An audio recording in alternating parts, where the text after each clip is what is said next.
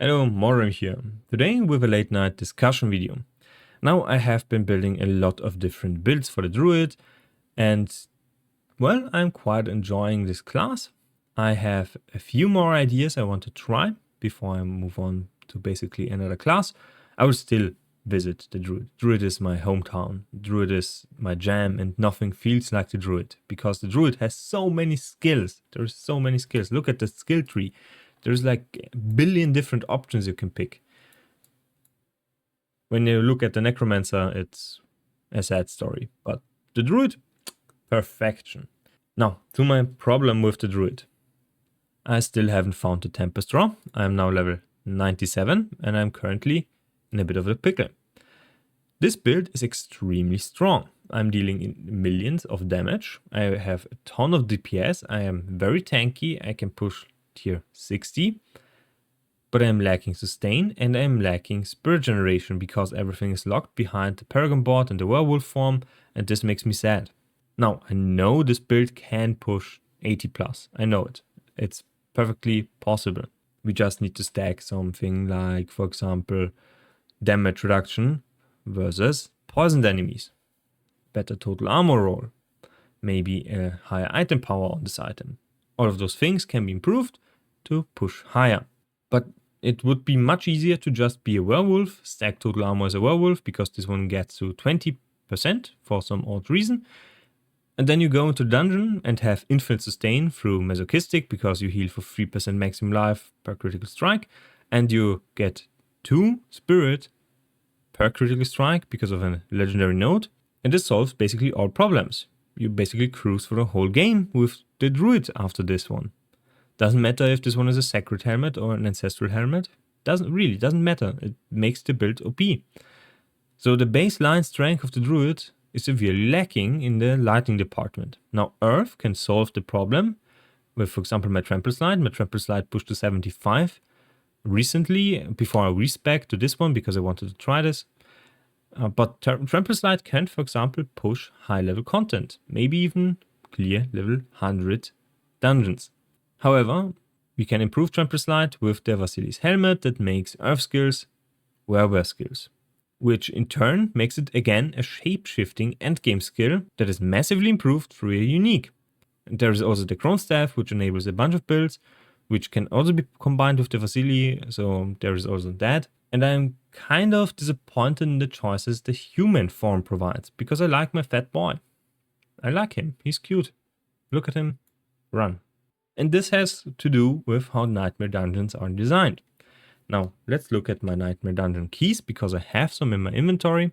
Specifically, for example, this one has Backstabber on it. I would never run this one because Backstabber is complete garbage. If there is a fast-hitting enemy, like for example a rogue or those spider insect things that jump to you, hit you from behind and you're instantly dead. No chance of survival. So this modifier is complete garbage.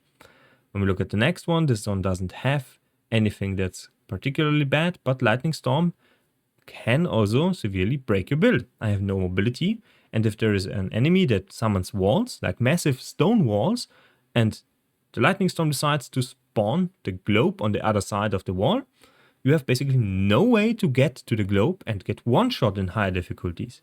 Blood Blisters is another one that's complete garbage. Enemies detonate on death, and there is mosquitoes that can also detonate on death. So if you are in a big fight and do not have any option to get out, you're basically dead. On-death effects are really frustrating in this game. So I try to build something to stay back, a distant build. I'm always at the edge of the screen and trying to off-screen enemies. But the screen is also zoomed in quite a lot, so I cannot really utilize that range because some enemies have a gigantic melee hitbox.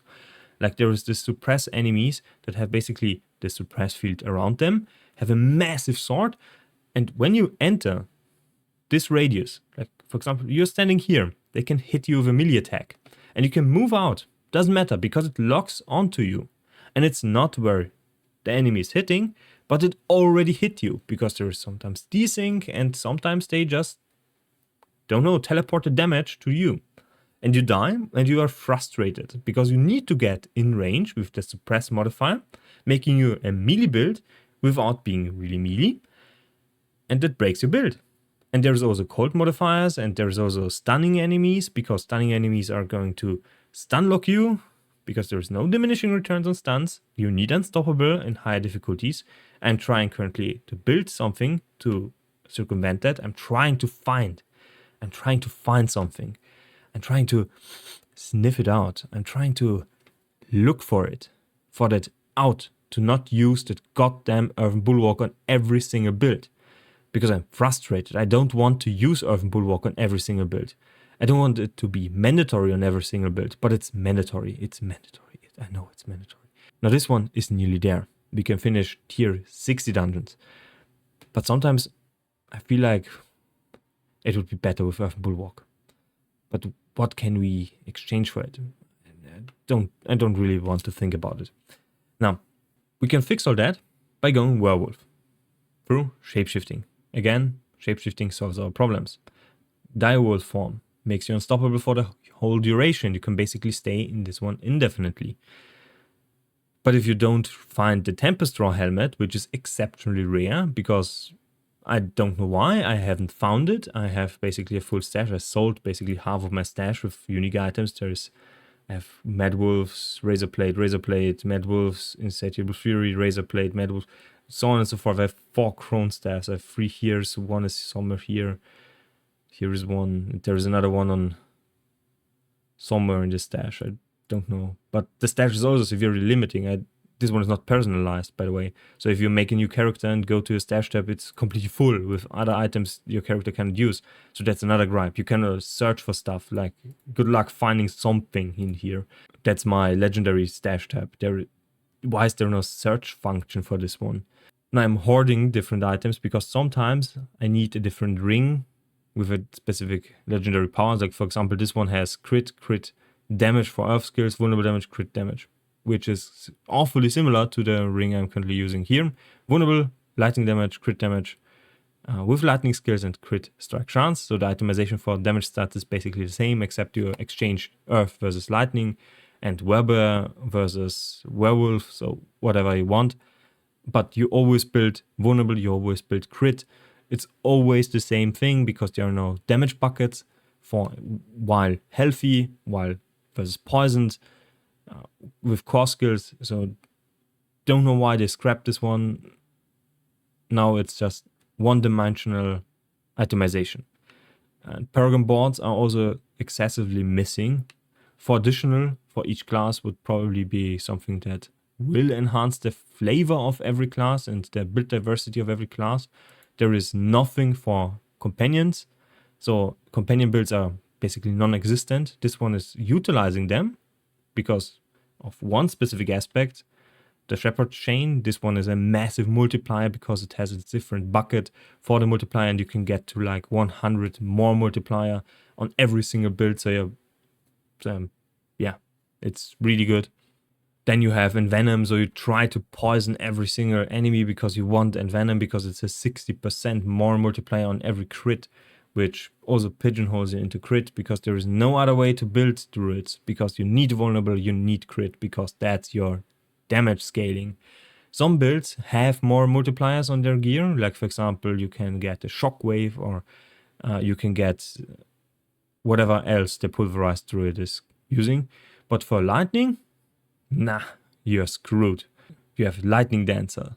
It spawns something that doesn't even hit the main targets. So I was really looking forward to this one, but it's basically AoE. More AoE with lightning storm or tornado. Whatever. Overcharge, same thing. Lightning, this one, conduit, was bugged at the start of the game. Now it's completely broken, I wouldn't say, but it's really nice to have. And that's it. That's the choices. I don't really have anything else I can throw in here.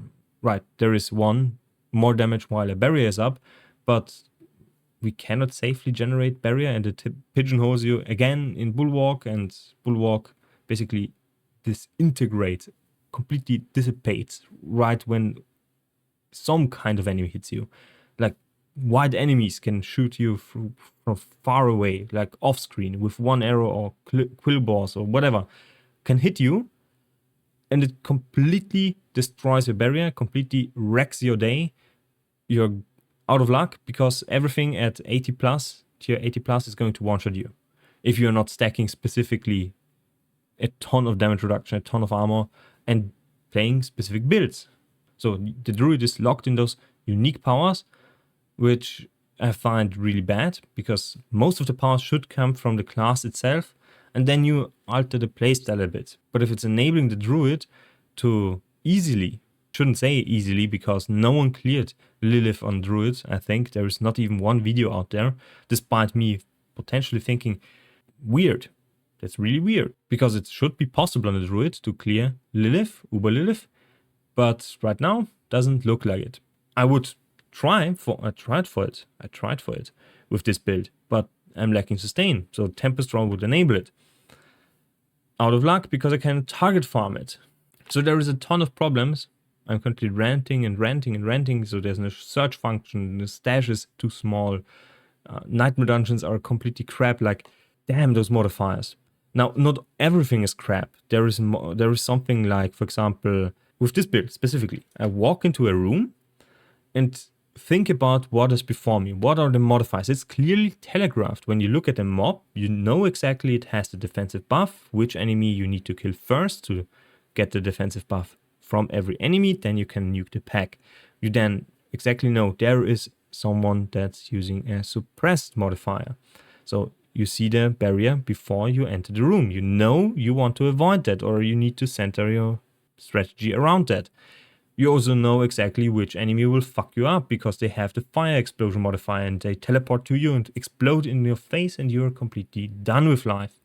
Because you need to ramp, you need to poison enemies, you need to petrify them, you need to do whatever you can to stun them, to make them vulnerable, to make them accessible to your damage. Now, another hot topic is vulnerable uptime on specific builds. So, right, there is some solutions, but every single build needs to have vulnerable uptime. And if you do not have vulnerable uptime, you're basically dealing no damage, because you're not using a specific more damage multiplier. And that's bad game design, I think. Not every single build should be pigeonholed into vulnerable. Not every single build should be pigeonholed into crit. Something that's also annoying me is, why cannot I just mark something that's not going to be sold and everything else is going to be sold? So I have to mark every single item I want to sell, and there's only like 10 items, or maybe 2 items, or maybe just 1 item I don't want to sell. So I need to click that specific item, put it in my stash, and then sell everything by marking the... It's such a bad system. Don't know who designed that, but it's bad. It's really bad. And I'm still having fun with the game. I have a lot of fun. I want to build this character. I want to farm this character. I need to farm my nightmare dungeons for my unique helmet for the 50th time.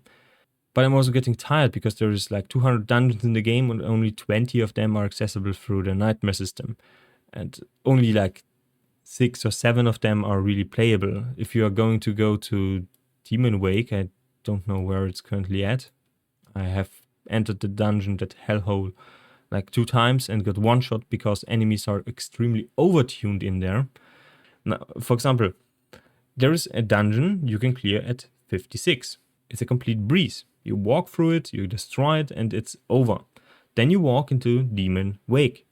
You think it's going to be a good day. You have your more multiplier on lightning damage. Every mod is really easy. You go to the first pack, you see a gigantic dude with suppressed, frozen, fire, and this lightning stuff. You walk in and you get one shot. You get completely crapped on, like... And he's tanky, like he's taking half the damage. Half the mobs in the dungeon are taking half the damage. I don't know why, but there is a massive disparity between different dungeons in the balancing department. Some enemies are completely overtuned while others are not. Others are complete pushovers. And this makes dungeon grinding extremely tedious, because you need to just scrap some dungeons because they're not going to be easy things to do. Well, easy things to do is the wrong word. They're not enjoyable to do. You know you are going to get crapped on because it's overtuned compared to other. Some things depend on mob density. I personally think mob density is fine in this game.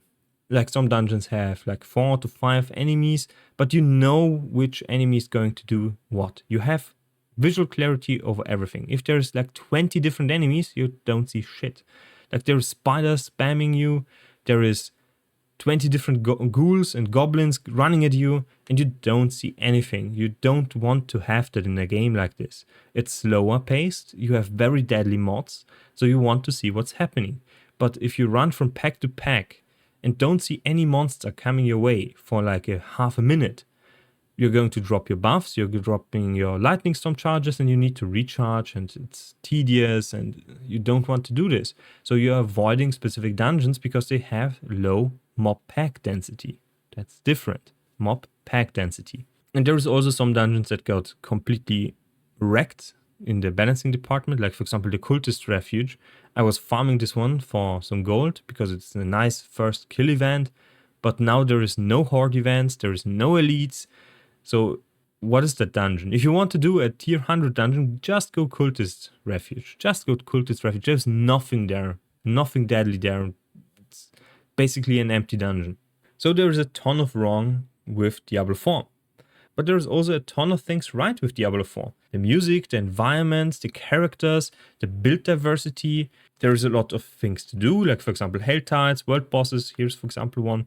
No, world bosses are pushovers right now because everyone is running OP builds right now and can just wreck them. There are no challenge at all. And the drops are also lackluster. But you can run Grim Favors, you can run PvP zones for loot, you can run Nightmare Dungeons, which are enjoyable if you get the right modifiers, if you get the right dungeons. And there's also just your regular dungeon grind. They're not incentivizing this one because they're nerfing it constantly, but you can technically just go into a dungeon, like for example Crusaders Cathedral, where this one is a nightmare dungeon, but for example Uldur's Cave, everyone is doing that, and just farm Uldur's Cave for XP on your alts and for loot. Loot is really important in this one because you want loot for trading, you want loot for respecking your character, optimizing your character, and you want gold specifically because you sell this loot for the Occultist. And the Occultist is really nice. However, there is also here something I want to talk about. When you put an item into the reroll window, you can reroll one time for a decent sum. This one will take Forgotten Souls. I have spent all because I was currently gearing up this character. But this one scales exponentially, and sometimes you get to values like, for example, with this amulet of 1.4. This one has 1.8. This one has 2.6 million. And this cost increases and increases and increases. And sometimes you will not be able to afford rerolling an item. And it breaks the item completely, and it's such a bad feeling. There should be an upper cap on this one. Like, for example, 1 million. That's fine. You can reroll and reroll and reroll, and it feels weighty. You need a lot of gold, but it's not something that's completely draining your sanity because you're completely goldless afterwards. There's also something I want to showcase here. Like, for example, the imprints have something like this one here. The overcharge aspect here has the damage value based on the item power of this aspect, but when you look at the item power in the codex, like for example, I want to imprint the overcharge aspect here, and I look for it, it's 7.4k. This one is dependent on the level of your character. There is no possible way to get this high of a damage roll on the overcharge aspect if you find the item. So some things are strictly better through the Codex of Power and behave differently than the one thing you really shouldn't be thinking about. Aspects. Aspects should be always behaving the same, but they don't. Codex and the one you find behave differently. Now, something I really appreciate is not every aspect is found in the Codex, so you need to find them, but that's also not always a good thing.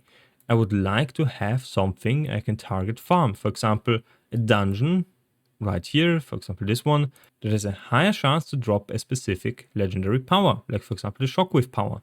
I've seen a ton of people complain that they cannot find the Lightning Dancer's aspect, or that they cannot find the Trample Slide aspect, because they're build enabling, but they cannot be deterministically found. I think that sums up everything I had a gripe with, mostly. Like some classes are missing abilities, clearly, like the Necromancer has like nearly no diversity. There's like 5, 10, 8, something like that builds that you can build around, that only like 2 of them are really good, like the Shadowbright one and I think the Bone Lands one, Bone something with bones. I don't know. For the Druid, it's also only Tornado is really good. Pulverize falls off late game. Cannot do rerolling currently because of the lack of single target damage. I am certain Lightning Storm can do it. I am certain Trample Slide can do it. With optimized gear and a really good setup and your 20-minute fight, it can be done. But that would require specific items, specific uniques to drop at a specific item power, and you cannot target farm those. And right, so just spam your Nightmare Dungeons, I guess. So I hope they will rebalance the Nightmare Dungeons. I hope they will introduce more things to do, because I like to optimize my character. I like grinding. I am an ARPG fan. I've put 300 hours into this character now. I know I switch builds around, but I always come back to the same builds. Like, for example, this one, the Lightning Storm, I optimized through ideas I had. I was stuck. I was hard stuck. I thought I had it, but I came back to this one and I optimized it even more. Right? So it's okay. I can respec my character. That's completely fine.